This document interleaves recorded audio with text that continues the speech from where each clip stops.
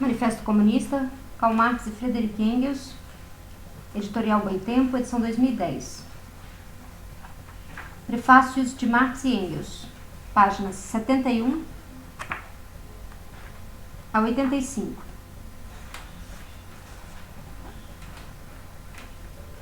Prefácio à edição alemã de 1872.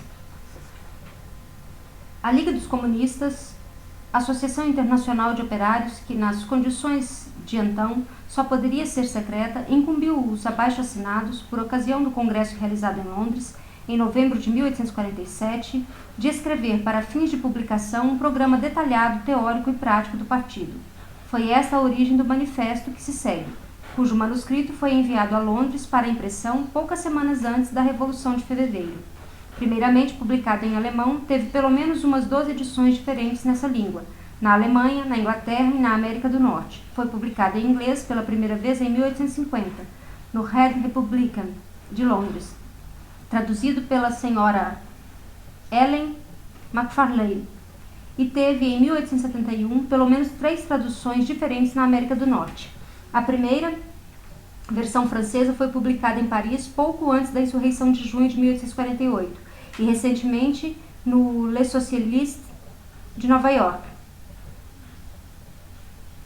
Há atualmente uma nova tradução sendo preparada. Uma versão polonesa apareceu em Londres pouco depois da primeira edição alemã. Uma tradução russa foi publicada em Genebra na década de 1860. Também para o dinamarquês foi traduzido pouco depois de sua primeira publicação. Nota da tradução. Das últimas mencionadas, apenas a tradução russa foi de fato encontrada. Por mais que tenham mudado as condições dos últimos 25 anos, os princípios gerais expressos nesse manifesto conservam, em seu conjunto, toda a sua exatidão.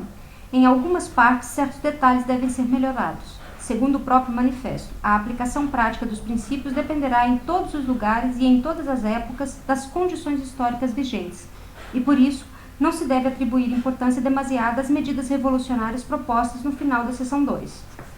Hoje em dia, esse trecho seria redigido de maneira diferente, em muitos aspectos. Em certos pormenores, esse programa está antiquado, levando-se em conta o desenvolvimento colossal da indústria moderna desde 1848, os progressos correspondentes da organização da classe operária e a experiência prática adquirida, primeiramente na Revolução de Fevereiro e mais ainda na Comuna de Paris, onde coube ao proletariado pela primeira vez a posse do poder político durante quase 2 meses. A Comuna de Paris demonstrou especialmente que não basta que a classe trabalhadora se apodere da máquina estatal para fazê-la servir a seus próprios fins. Ver a Guerra Civil na França, manifesto do Conselho Geral da Associação Internacional dos Trabalhadores de 1871, onde essa ideia é mais desenvolvida. Além do mais, é evidente que a crítica da literatura socialista mostra-se deficiente em relação ao presente, porque só chega a 1847. As observações sobre as relações dos comunistas com os diferentes partidos de oposição, seção 4, embora em princípio corretas, na prática estão desatualizadas, pois a situação política modificou-se totalmente e o desenvolvimento histórico fez desaparecer a maior parte dos partidos ali enumerados. Entretanto, o manifesto tornou-se um documento histórico que não nos cabe mais alterar. Uma edição futura talvez apareça acompanhada de uma introdução que preencha a lacuna entre 1847 e os nossos dias. A atual reimpressão foi inesperada demais para que tivéssemos tempo de escrevê-lo. Karl Marx e Friedrich Engels, Londres, 24 de junho de 1872. Prefácio à edição russa de 1882. A primeira edição russa do Manifesto do Partido Comunista, traduzida por Bakunin, foi impressa em princípios da década de 1860 na tipografia do Kolokol. Nota da tradução. Nunca foram confirmadas as afirmações de que o tradutor tenha sido Mikhail Bakunin, e a impressão feita na tipografia do Kolokol, Jornal Democrático Revolucionário, editado em Genebra. Naquela época, o Ocidente via nessa edição uma simples curiosidade literária. Hoje em dia, essa concepção seria impossível. O campo limitado do movimento proletário daquele tempo, dezembro de 1847, está expresso na última parte do manifesto. A posição dos comunistas em relação aos vários partidos de oposição nos diferentes países. A Rússia e os Estados Unidos, precisamente, não foram mencionados. Era a época em que a Rússia se constituía na última grande reserva de reação europeia e em que os Estados Unidos absorviam o excedente das forças proletárias da Europa que para lá emigravam. Ambos os países proviam a Europa de matérias-primas, sendo ao mesmo tempo mercado para a venda de seus produtos industriais, de uma maneira ou de outra, eram, portanto, pilares da ordem europeia vigente.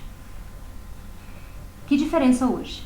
Foi justamente a imigração europeia que possibilitou à América do Norte a produção agrícola em proporções gigantescas, cuja concorrência está abalando os alicerces da propriedade rural europeia, tanto a grande como a pequena. Ao mesmo tempo, deu aos Estados Unidos a oportunidade de explorar seus imensos recursos industriais com a tal energia e em tais proporções que dentro em breve arruinarão o monopólio industrial da Europa Ocidental, especialmente o da Inglaterra. Essas duas circunstâncias repercutem de maneira revolucionária na própria América do Norte. Pouco a pouco, a pequena e a média propriedade rural, à base do regime político em sua totalidade, sucumbe diante da competição das fazendas gigantescas. Ao mesmo tempo, formam-se pela primeira vez nas regiões industriais um numeroso proletariado e uma concentração fabulosa de capitais. E a Rússia? Durante a Revolução de 1848 e 1849, os príncipes e a burguesia europeus viam na intervenção russa a única maneira de escapar do proletariado que despertava. O czar foi proclamado chefe da reação europeia. Hoje ele é, em Gatchina, prisioneiro de guerra da Revolução e a Rússia forma a vanguarda da ação revolucionária na Europa. O Manifesto Comunista tinha como tarefa a proclamação do desaparecimento próximo e inevitável da moderna propriedade burguesa. Mas na Rússia vemos que, ao lado do florescimento acelerado da velhacaria capitalista e da propriedade burguesa, que começa a desenvolver-se, mais da metade das terras é possuída em comum pelos camponeses. O problema agora poderia a Obshchina, nota da tradução, comunidade rural aldeã russa, forma já muito deteriorada da antiga posse em comum da terra, transformar-se diretamente na propriedade comunista?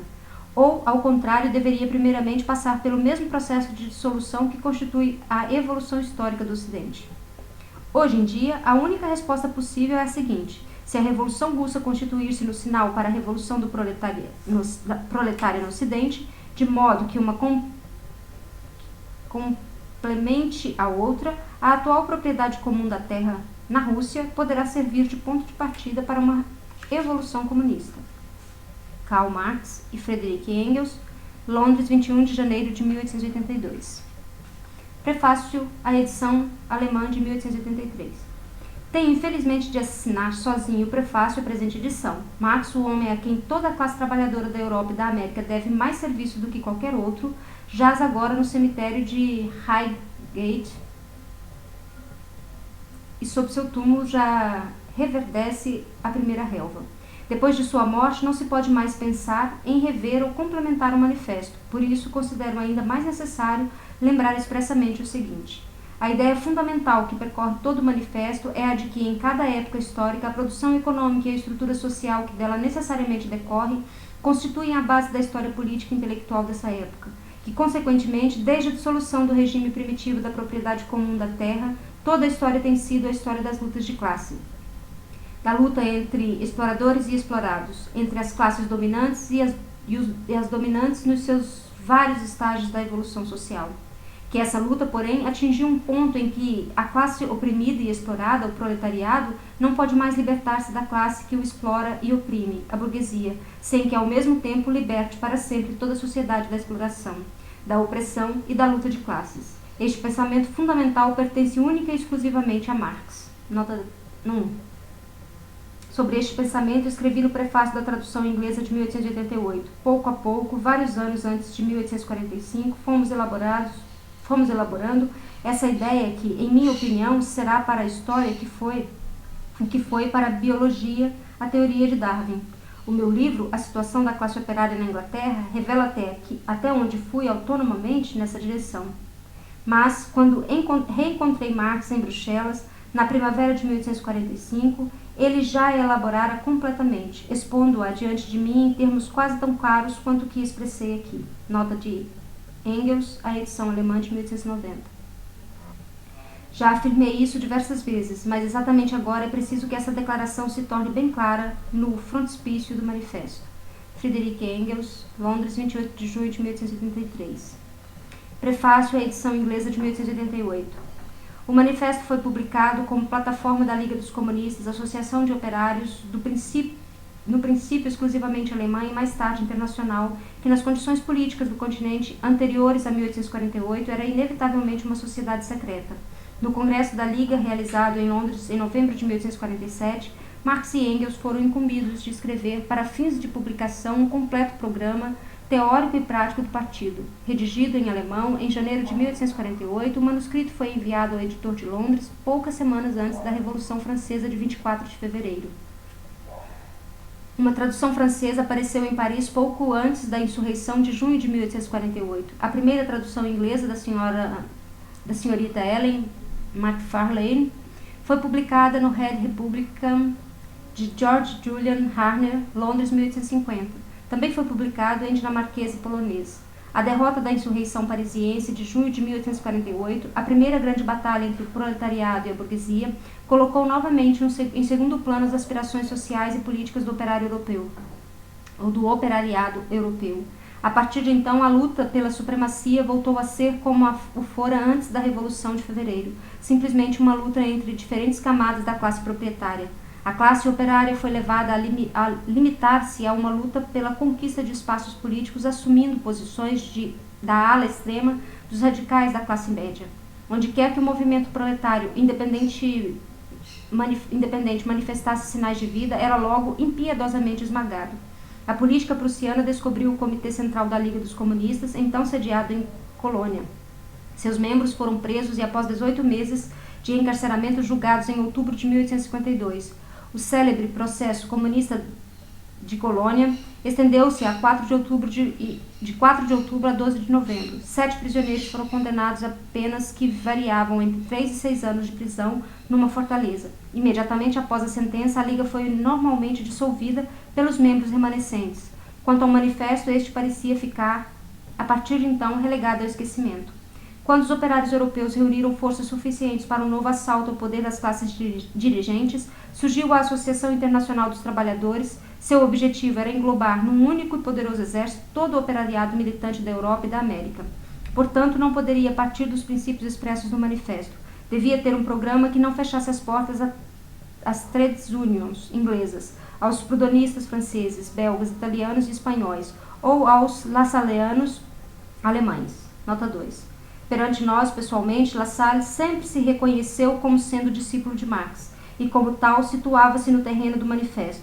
Mas na sua agitação pública de 1862 a 64, ele não foi além da reivindicação de oficinas cooperativas sustentadas por crédito estatal. Nota de Engels. Este programa, as considerações básicas da Internacional, foi redigido por Marx com maestria, reconhecida até por Bakunin e pelos anarquistas. Para o triunfo decisivo das ideias formuladas pelo manifesto, Marx dependia unicamente do desenvolvimento intelectual da classe operária, o qual deveria resultar da unidade da ação e da discussão. Os acontecimentos e as vicissitudes da luta contra o capital, as derrotas maiores que as vitórias, poderiam apenas mostrar aos combatentes a insuficiência de todas as panaceias em que acreditavam, fazendo-os compreender melhor as verdadeiras condições de emancipação da classe operária. E Marx tinha razão. A classe trabalhadora de 1874, por ocasião da dissolução da Internacional, era em geral diferente da de 1864, quando da sua fundação. O prudonismo dos países latinos e o lassaulismo propriamente dito da Alemanha estavam desaparecendo, e até mesmo as trades unions inglesas. Então, ultraconservadoras, se aproximaram pouco a pouco daquilo que, em 1887, o presidente do seu congresso de Swansea dizia: o socialismo continental não mais nos aterroriza, mas, por essa época, o socialismo continental confundia-se quase que exclusivamente com a teoria formulada no manifesto. Assim, o manifesto, propriamente dito, tomou novamente a dianteira. Desde 1850, o texto alemão foi editado várias vezes na Suíça, na Inglaterra e na América do Norte. Em 1872, foi traduzido para o inglês em Nova York, sendo publicado no Woodhull and Clayton's Weekly. Da versão inglesa foi feita a francesa, que surgiu no Le Socialiste, de Nova York. Desde então, publicam-se mais 2 traduções inglesas na América, mais ou menos incompletas, e uma delas foi editada na Inglaterra. A primeira tradução russa, de autoria de Bakunin, foi publicada na gráfica Kodol, de Erzheim, em Genebra, por volta de 1863. A segunda pela heróica Vera Zazulitch. Nota da tradução. O tradutor foi, na verdade, George Plekhanov, 1856 a 1918. Engels reconhecerá este erro em um artigo no Sociales Russian em 1894. Nesta edição, os erros da primeira tradução, atribuídas por Marx e Engels a Bakunin, foram eliminados, e com ela iniciou-se uma ampla difusão das ideias do manifesto na Rússia. Também foi publicada em Genebra em 1882. Encontra-se uma edição dinamarquesa de 1885 no Social Democratic Bibliothèque de Copenhague e uma francesa no Le Socialiste de 1886 em Paris. Dessa última publicou-se uma versão espanhola em 1886 em Madrid. Perdeu-se a conta das edições alemãs.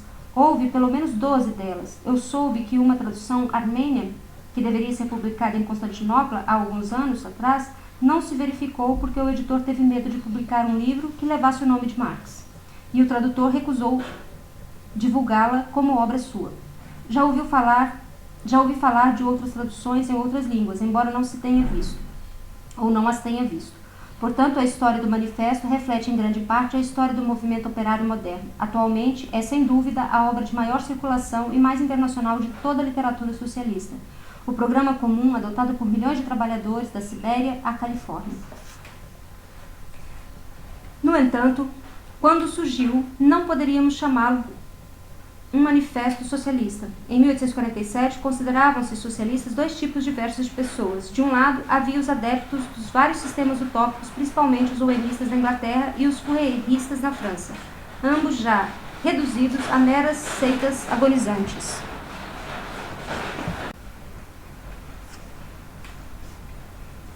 De outro, os vários gêneros de curandeiros sociais que queriam eliminar por meio de suas várias panaceias e com todas as espécies de cataplasmas, as misérias sociais, sem tocar no capital e no lucro.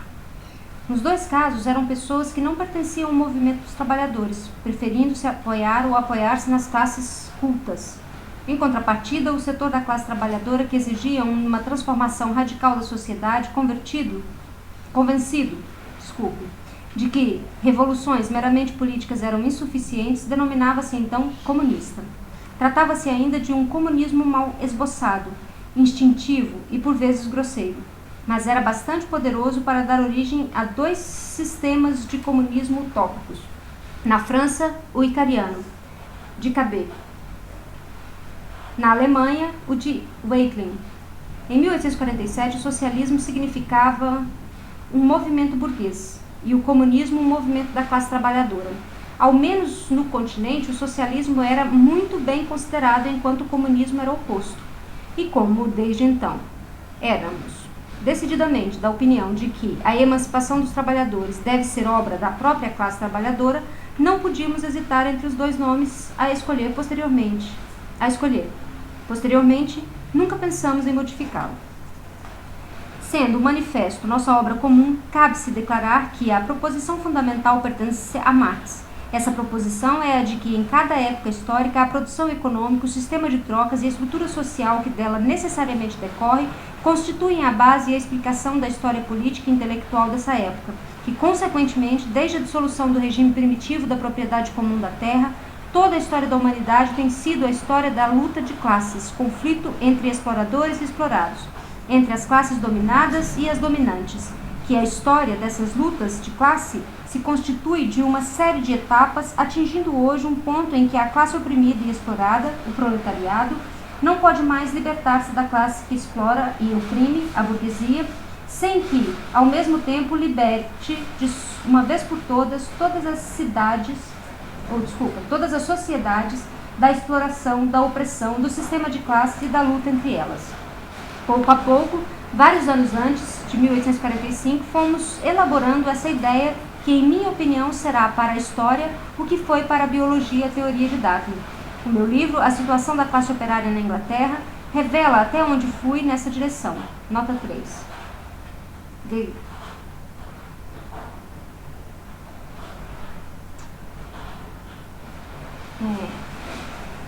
A Situação da Classe Operária na Inglaterra, 1844, Friedrich Engels, Reviews, 1888, nota de Engels.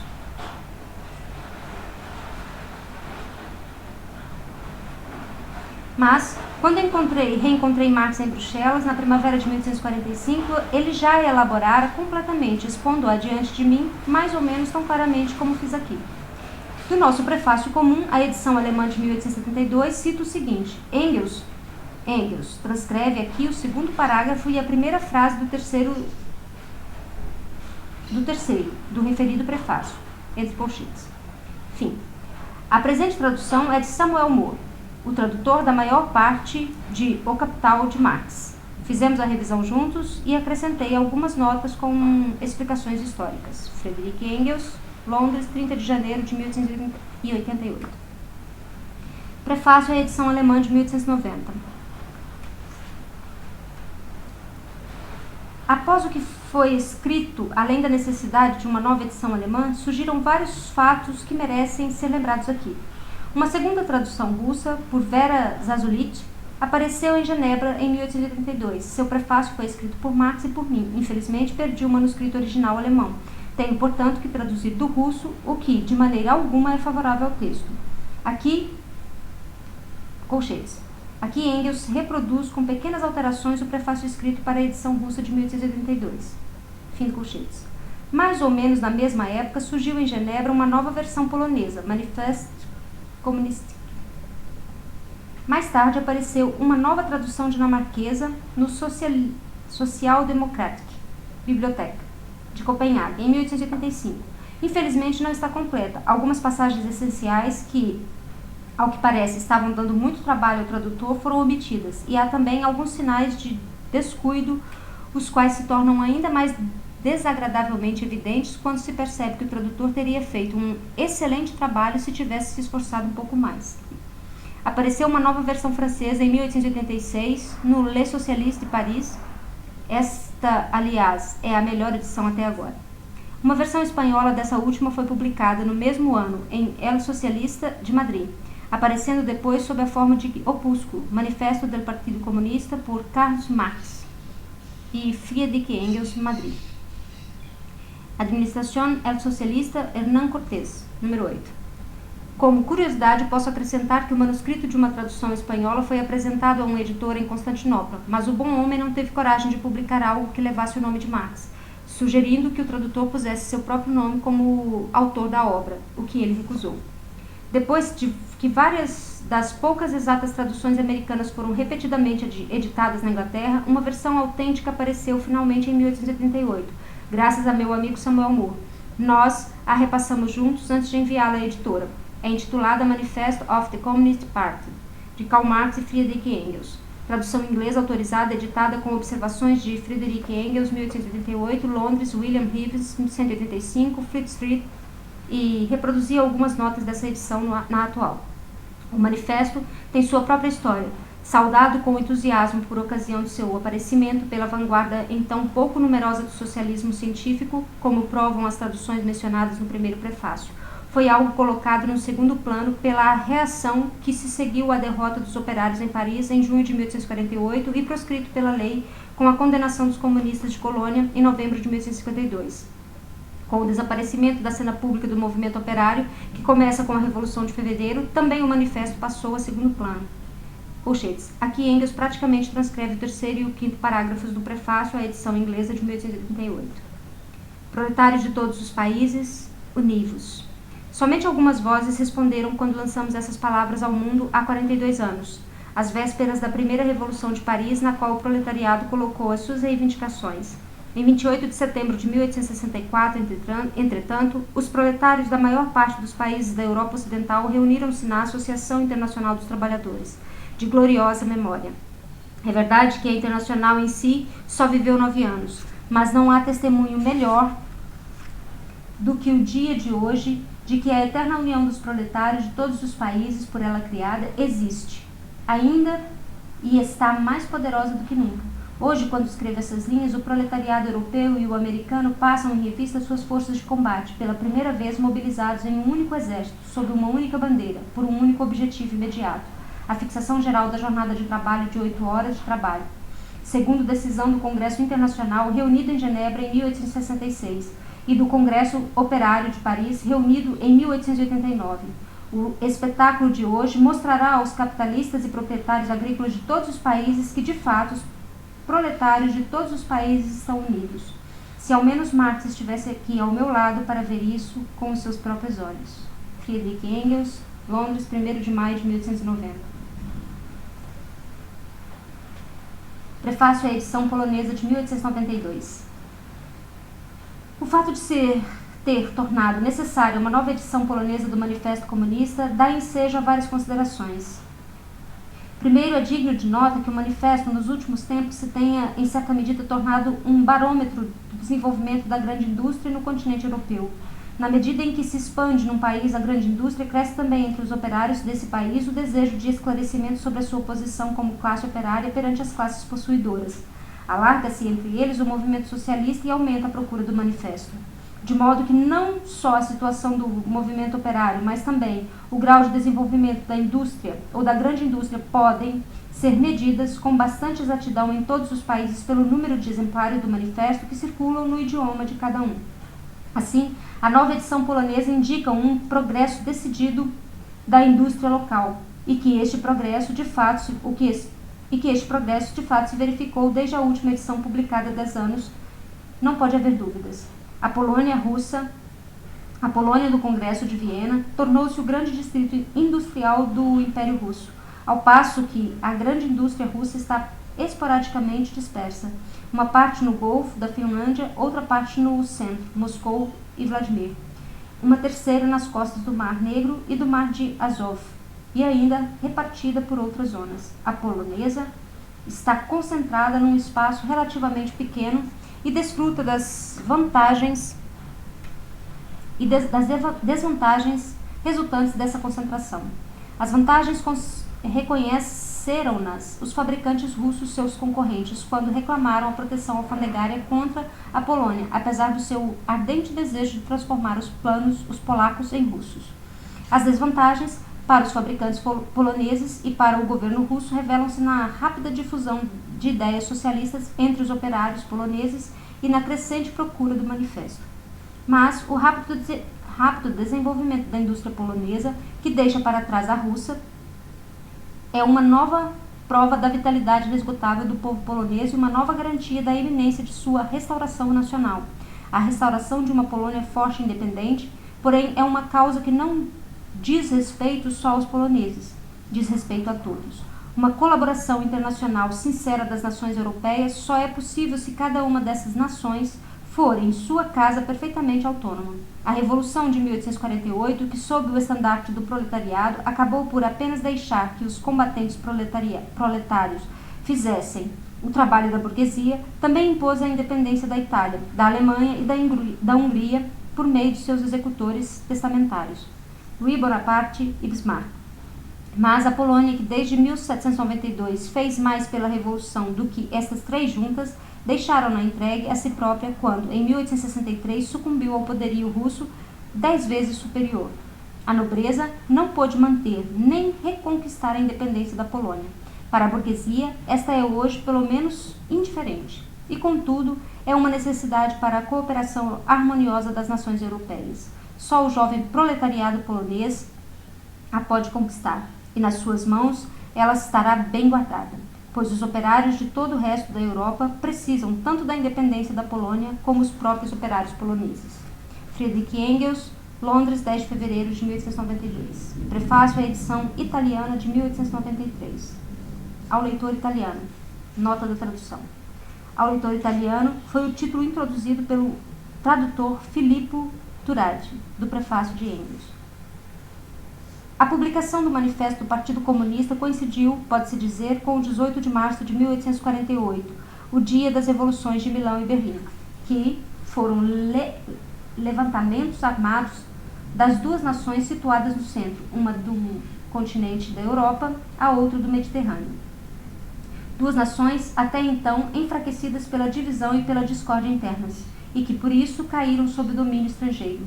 Se a Itália ficava sujeita ao imperador da Áustria, a Alemanha sofria o jugo indireto, mas não menos efetivo, do czar de todas as Rússias. As consequências do 18 de março de 1848 libertaram tanto a Itália como a Alemanha desta vergonha. Se, de 1848 a 1871, estas duas grandes nações foram constituídas e, de certo modo, devolvidas a si próprias, isso deveu-se, como Karl Marx costumava dizer, ao fato de que os homens que abateram a Revolução de 1848 foram, malgrado seu, os seus executores testamentários. Por toda parte, a Revolução de então foi obra da classe operária. Foi esta que levantou as barricadas e que pagou com a vida. Mas só os operários de Paris tinham a intenção bem definida de, derrubando o governo, derrubar o regime da burguesia. Mas, embora profundamente consciente do antagonismo fatal que existia entre a sua própria classe e a burguesia, nem o progresso econômico do país, nem o desenvolvimento intelectual das massas operárias francesas, contudo, tinha atingido ainda o grau que teria tornado possível uma reconstrução social. Em última análise, portanto, os frutos da Revolução foram colhidos pela classe capitalista. Nos outros países, na Itália, na Alemanha, na Áustria, os operários desde o princípio não fizeram mais do que levar a burguesia ao poder. Mas, em qualquer país, o domínio da burguesia é impossível sem a independência nacional. Por isso, a Revolução de 1848 tinha de arrastar consigo a unidade e a autonomia das nações que até então não a tinham ou não as tinham desfrutado. A Itália, a Alemanha, a Hungria, a vez da Polônia chegará em seu tempo. Assim, se a Revolução de 1848 não foi uma revolução socialista, aplanou o caminho e preparou o terreno para ela. Com o impulso dado em todos os países à grande indústria, o regime burguês tem criado por toda parte nos últimos 45 anos um proletariado numeroso, concentrado e forte. Criou, assim, segundo a expressão do manifesto, os seus próprios coveiros.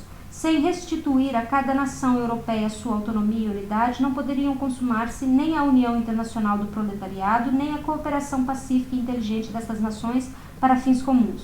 Imagine-se uma nação internacional conjunta dos operários italianos, húngaros, alemães, poloneses e russos nas condições políticas anteriores a 1848. As batalhas travadas em 1848 não foram, pois, travadas em vão. Os 45 anos que nos separam daquela etapa revolucionária também não passaram em vão. Os frutos amadurecem, e tudo o que eu desejo é que a publicação desta tradução italiana do manifesto seja de tão bom augúrio para a vitória do proletariado italiano como a publicação do original o foi para a Revolução Internacional. O Manifesto Comunista presta plena justiça à ação revolucionária do capitalismo no passado. A primeira nação capitalista foi a Itália. O fim da Idade Média feudal, o limiar da era capitalista moderna, é assinalado por uma figura colossal, um italiano, Dante. Ao mesmo tempo, o último poeta da Idade Média e o primeiro poeta dos tempos modernos. Hoje, como em 1300, perfila-se uma nova era histórica. Dar-nos-á, a Itália, um novo Dante, capaz de assinalar o nascimento desta nova era, a era proletária. A era proletária? Vou ler novamente esse final. Dar-nos-á, a Itália, um novo Dante, capaz de assinalar o nascimento desta nova era, a era proletária? Friedrich Engels, Londres, 1º de fevereiro de 1893. Nas páginas 84 e 85, temos a capa da edição alemã de 1872, com prefácio de Marx e Engels, da edição russa de 1882, traduzida por Plekhanov, a capa da edição alemã de 1890, com prefácio de Engels, o primeiro prefácio escrito por Engels após a morte de Marx de 1883, a capa da edição inglesa de 1888, a única de que Engels se ocupou pessoalmente, a terceira edição polonesa, impressa na Inglaterra em 1892, e a capa da edição italiana do Manifesto Comunista, publicada em 1893.